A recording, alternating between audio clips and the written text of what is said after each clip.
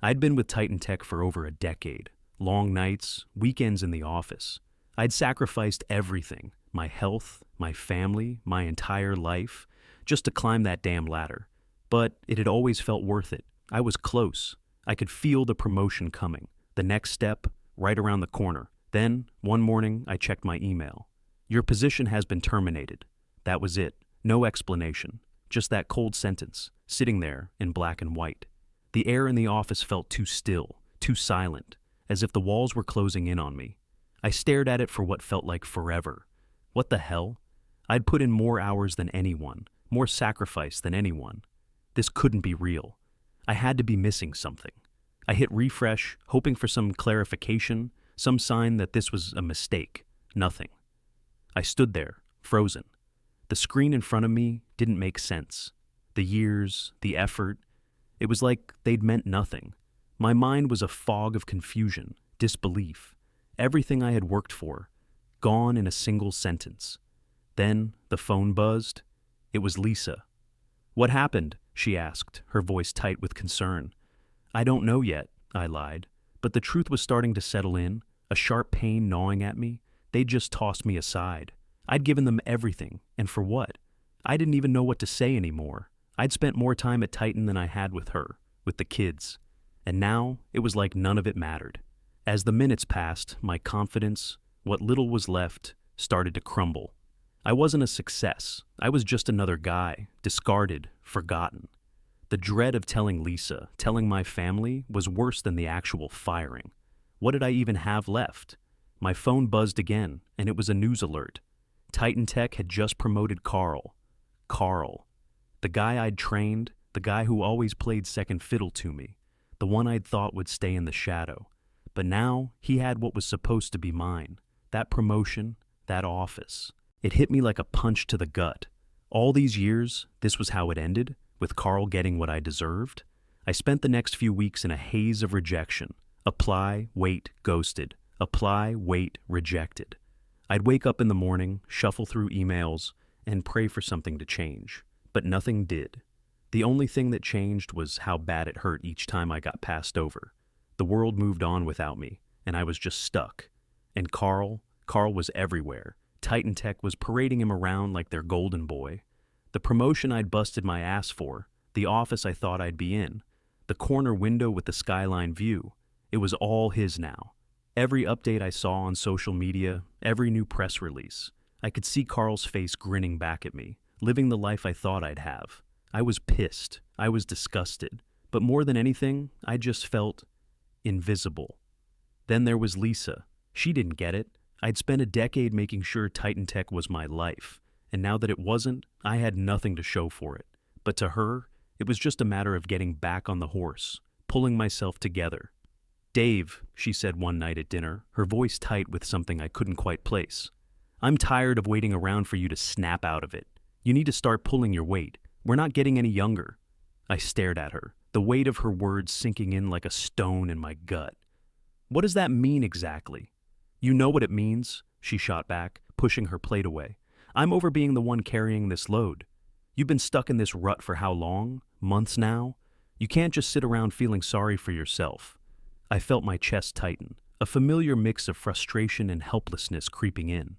I opened my mouth, but the words got stuck. She wasn't wrong. She wasn't.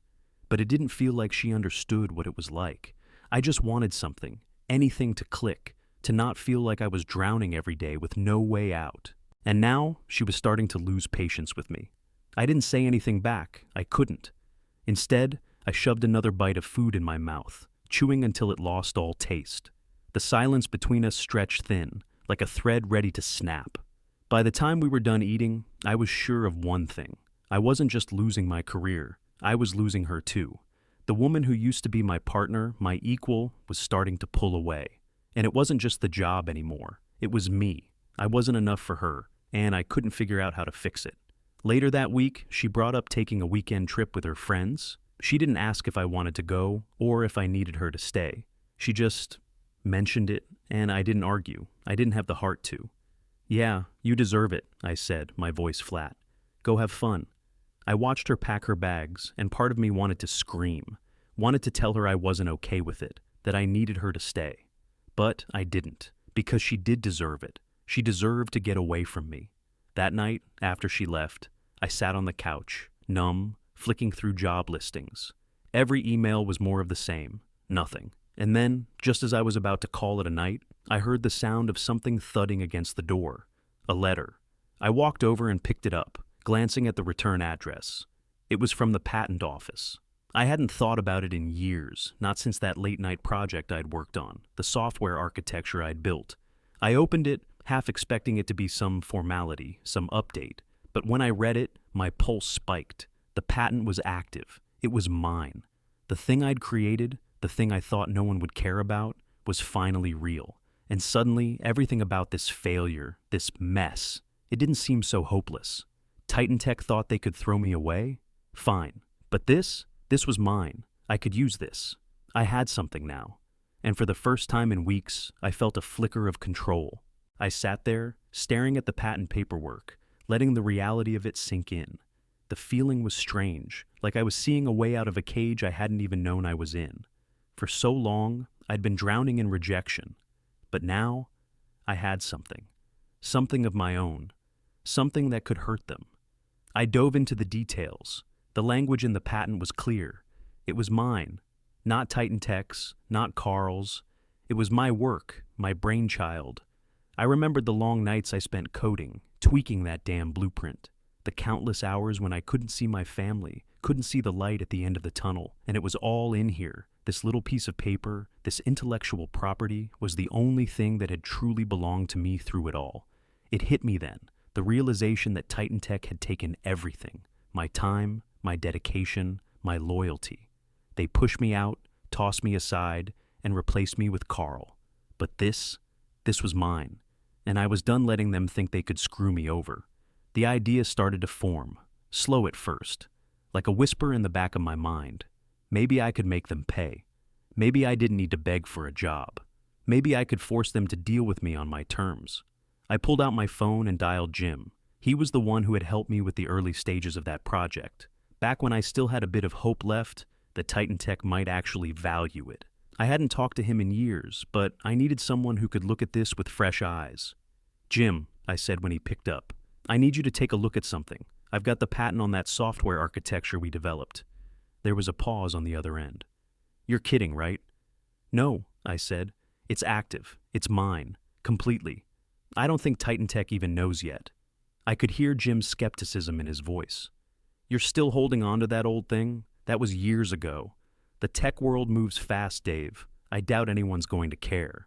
Trust me, Jim, this is big. This could be worth a lot, and I need your help to figure out how to leverage it." There was another long silence before Jim spoke. "All right, you've got my attention. Let's talk." We spent the next hour going over the details. The more I talked, the more I realized what I was holding. This patent wasn't just a relic of a failed project. It was a gold mine. If I played it right, I could make Titan Tech regret everything they did to me. I could push them into a corner where they'd have to pay me what I deserved, or more. By the end of the call, Jim's tone had shifted. "Look, I'm not a lawyer, Dave, but I think you need someone who can really make this work for you, someone who knows the ropes. You need Lydia Alvarez." I frowned. "Who?" "Lydia Alvarez. She's one of the best in the business, ruthless, smart, and she doesn't take crap from anyone. If you want to take Titan Tech down, she's the one to help you." It hit me then. This wasn't just about a job. It wasn't about moving on. I had a weapon now, and I was ready to use it. What had once felt like a failure was now my ticket to something bigger than I ever imagined. I reached out to Lydia Alvarez the next morning. Her reputation preceded her, and I didn't waste any time. I was still feeling the high from the patent, that strange sense of power that had taken over me. But I knew I needed someone with the right skills to make this work. Within hours, she called me back. "Dave, I've looked into the details of your patent," she said, her voice sharp, confident, like she was already in control. "This is big. You've got something that could cost Titan Tech a lot more than they realize." I wasn't used to people talking to me like this, like I mattered, like my next move actually meant something. "I just want to know my options," I said, trying to sound like I wasn't as nervous as I felt. "I'll help you with that," she said. "Let's meet tomorrow. I'll have a strategy ready for you. In the meantime, don't make any contact with Titan Tech. Let them come to you." I agreed. It felt right to let them sweat, to let them wonder how far I was willing to push this. The ball was in my court now. But even as I felt like I was gaining control, a weight pressed down on me that I couldn't shake. Lisa. She had been pushing me, trying to get me to snap out of it for weeks now. But what did she know about it? She wasn't the one who had given everything to a company that had just tossed me aside. She didn't get that this wasn't just about money or jobs. It was about dignity, about respect. And I could feel her pulling away, like she was losing patience with me. She wasn't the same anymore. She wasn't the one who had suffered all these years. I had. And now, I had something I could use to take back control. But even as the satisfaction of that thought began to settle in, I couldn't ignore the gnawing feeling in my chest. Was this going too far? Was I willing to risk everything for some sense of revenge? Or was I just trying to make up for all the time I'd lost? Before I could think about it too long, my phone buzzed. It was Lydia again. "Dave, I've been watching Titan Tech," she said. "They're in a bind. Their $500 million merger with ArcTech, it's on the brink of collapse because of intellectual property issues, your patent being one of the biggest hurdles." I felt a cold rush of excitement. This was it. This was the leverage I needed to push them into a corner. But then that old feeling crept back in, anxiety. The stakes were high, and I was in control, but for how long? "Isn't it just business?" I asked, trying to keep my voice steady. "It's more than business," Lydia replied. "They can't afford to let you win this, not with everything on the line, but they don't know yet who they're dealing with. You." It felt like a strange kind of power, having something over a company that had once controlled my life. But it was also terrifying. I wasn't sure if I was prepared for the fallout. Then my phone buzzed again, and this time it was Lisa. I could tell from the way she'd called. Something was off. "Dave, where the hell are you?" Her voice was tight, frantic. "What's going on? I've been trying to reach you." I could hear the frustration in her voice, but I didn't have the time or energy for it, not now. I looked at the phone, weighing whether to pick it up, but instead, I kept my focus on Lydia. "Lydia, I need to make a decision," I said, my voice steady now. "How far can I push them?" "Let them come to you," Lydia said again. "If you play this right, they'll have no choice but to give you what you want." I glanced at the screen. Lisa was calling again. But I wasn't ready to deal with her yet, not when I finally had the upper hand in my life. "All right," I said to Lydia. "I'll wait." The moment I stepped into the conference room, the cold, sleek atmosphere hit me. The glass walls, the polished wood table, it all screamed corporate, sterile, like they expected me to shrink. I stood at the door for a moment, letting the weight of it all settle in. This wasn't just a meeting anymore. This was a confrontation. And I wasn't going to let them make me feel small again. Mason Caldwell, the CEO, stood up as I entered, his smile wide and fake. He extended his hand like we were old friends, like nothing had happened between us, like he hadn't been part of the machine that had chewed me up and spit me out. "Dave," Mason said, his voice smooth, his handshake firm. "Good to see you again." I forced a smile. "Yeah, good to see you too." I wasn't buying any of it. This was the same guy who'd always made me feel like a cog in his little system. The same guy who never had the time to really acknowledge the work I put in until now. Now he was all charm, all pleasantries. But I wasn't playing that game anymore. We sat down, and the lawyers on both sides exchanged polite nods. They all had the same corporate look, too sharp, too rehearsed.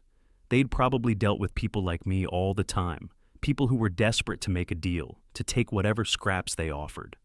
"Look, Dave," Mason began, his voice dropping to a more conciliatory tone. "We both know this situation isn't ideal, but let's be realistic. Titan Tech's had a lot of changes lately and—" "Save it," I cut him off, leaning forward just enough to make my point. "Let's get to the part where we talk about what you're offering me." Mason blinked, but he recovered quickly. "Of course, we'd like to extend a severance package. You'll get a generous payout for your time with us. Additionally, we can offer you a consulting position to help with the transition." I felt my jaw tighten. The offer sounded nice, if I were some kind of loser begging for a handout. But that wasn't why I was here, not anymore. Lydia spoke up, cutting through the bullshit in an instant. "You're missing a few details, Mason," she said, her voice calm, but like she knew exactly what she was doing. "Dave holds the patent on the software architecture. It's his work, his brainchild. If Titan Tech wants to continue using it, you're going to have to pay for it, And not just a couple of chump change payments, this is worth millions. I saw the shift in Mason's face. The smooth, polished demeanor cracked just a little. His eyes flickered for a second, like he was trying to process what was just laid out in front of him. He wasn't expecting this. He probably thought I'd be willing to walk away quietly, to take the severance and move on. But that was never going to happen. "Hold on," Mason said, trying to regain control. "Let's not jump to any conclusions here. We can discuss the value of the patent and what it means for Titan Tech, but I'm not here to negotiate out of pity," I said, cutting him off again. "I'm here because you've got something I want, and if you want this patent, you'll pay for it, and you'll pay well." Mason's eyes narrowed, and for a second, I thought he was going to backpedal and offer me a bribe. But instead, he leaned forward slightly, a hint of desperation creeping into his voice. "Dave," he said, softening, like he was trying to appeal to whatever old bond we might have had. "We're in the middle of something huge right now, with the ArcTech merger. If you could just work with us, we could get this all resolved quickly. We could make you part of the team again." The words hit me like a slap. He thought he could pull me back in with an offer? He thought I'd fall for that crap again? "No," I said, my voice flat. "I'm not interested in your offers. You had your shot, Mason. You threw me out the door. Now, I'm holding all the cards." I leaned back in my chair, watching his face tighten. He realized what I already knew. There was no going back for me. This was bigger than a job offer. This was about making them pay for what they did to me. Lydia smiled, a small but knowing grin. She could tell the game had shifted. "I suggest we all take some time to think this through," she said, standing up. "Because Titan Tech isn't going to get off that easy." Mason's smile was gone now. He knew what was coming, but it was too late. He'd already made his play, and I wasn't playing anymore. As I stood and walked out of that room, I felt something I hadn't felt in a long time. Control. I walked into the house that night, and I knew the moment I saw Lisa sitting on the couch, arms crossed, that the conversation was coming. She wasn't even trying to hide her frustration. The tension in the air was thick. I didn't have the energy to pretend everything was fine. "You didn't take it, did you?" she asked, her voice sharp. I stood by the door for a second, staring at her, weighing the truth. It was heavy in my chest, but I wasn't going to sugarcoat it, not anymore. "No," I said, dropping my keys on the counter. "I didn't." She let out a long breath, like she'd been holding it in for too long. "Why?" "Dave, they're offering you a job. You're not even going to consider it?" "I'm not interested," I said flatly, my voice steady but not kind. "I'm not going back to them, Lisa. Not for anything." Her eyes narrowed, and I saw the hurt flash in them. "Why? Is your pride really worth more than this family? Than what we've been through? You can't put your damn pride before all of this. We're drowning here." I felt something crack inside me. The words she was throwing at me, pride, family, cut deeper than I wanted to admit. But I wasn't going to let her twist this. Not anymore. "This isn't about pride, Lisa," I shot back, my voice rising just a little. "It's about respect. They threw me out like I didn't matter. After everything I did for that company, they threw me away. I'm not going back to that, not for a paycheck or a position. I won't let them do that to me again." She stood up, shaking her head, looking at me like she didn't even recognize me. "You think you're some kind of hero here? You're not. You're putting all of this, our family, on the line for your damn ego. Do you even hear yourself?" I felt my chest tighten, and for a moment, I wanted to yell, to tell her she didn't get it. But instead, I stood there, the weight of it all settling around me. We were both right, in a way. This had become bigger than just Titan Tech. It wasn't just the job, or the patent, or the money. It was me trying to figure out who the hell I was without all of that. There was a long silence between us, like an ocean I couldn't cross.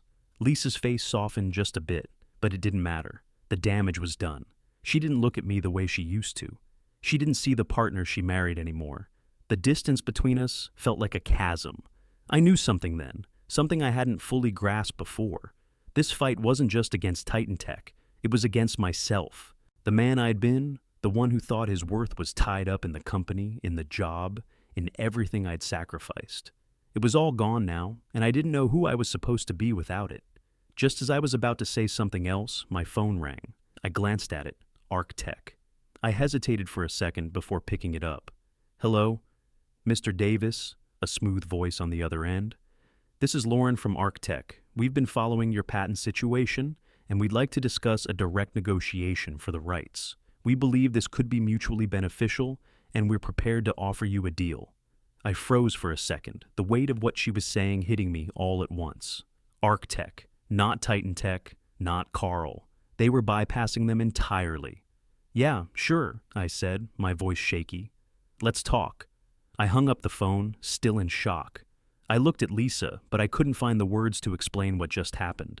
She just stared at me, waiting for something to click. But I was already somewhere else. The meeting with ArcTech went better than I could have imagined. The executives, sharp, no nonsense, recognized the value of the patent immediately.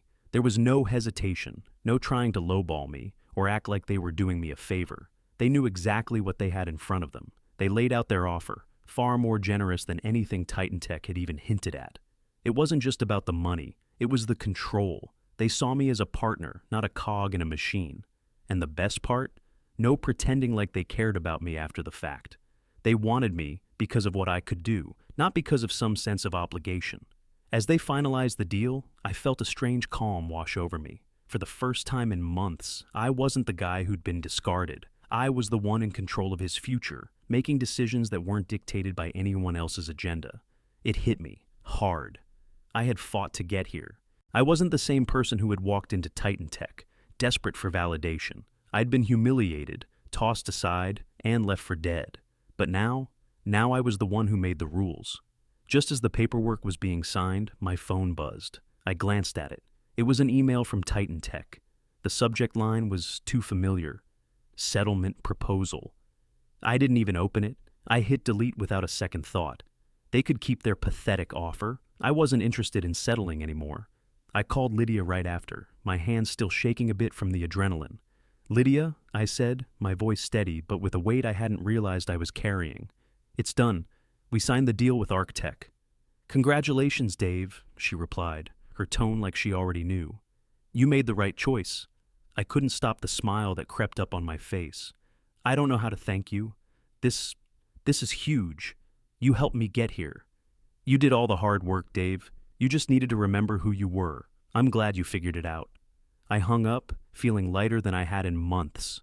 It wasn't just the deal. It was the realization that I could rebuild, that I wasn't trapped by a failed past or the expectations of people who never truly saw me. On the way home, I stopped by a bar. It was quiet, just a handful of people scattered around. I took a seat at the bar, ordered a whiskey, and let the silence settle in.